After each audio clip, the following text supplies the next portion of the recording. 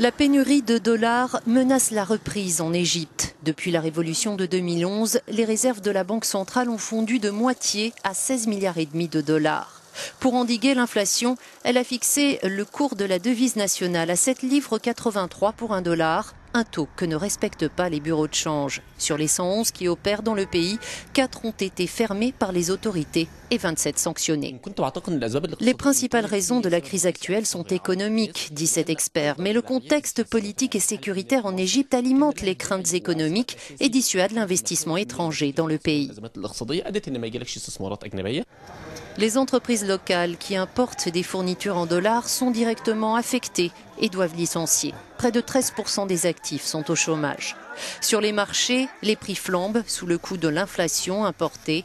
Les classes moyennes sont prises à la gorge. On s'attend à une nouvelle hausse des prix, dit ce commerçant. Comment les gens vont-ils s'en sortir? Où vont-ils trouver de l'argent? Les prix de l'eau et de l'électricité ont augmenté, tout augmente.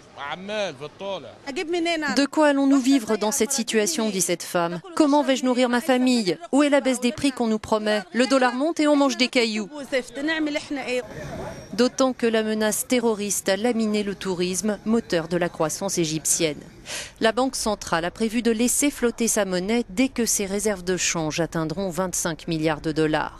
Notre correspondant au Caire explique que les efforts du gouvernement égyptien pour relancer l'économie semblent s'avérer inefficaces pour l'instant. Les analystes s'inquiètent tout particulièrement de son intention de laisser le marché décider de la valeur de la livre égyptienne, ce qui selon eux reviendrait à un suicide économique, tout particulièrement dans un pays où la croissance s'essouffle et où le taux de chômage s'envole. محمد شيخ إبراهيم، يورو نيوز، القاهرة.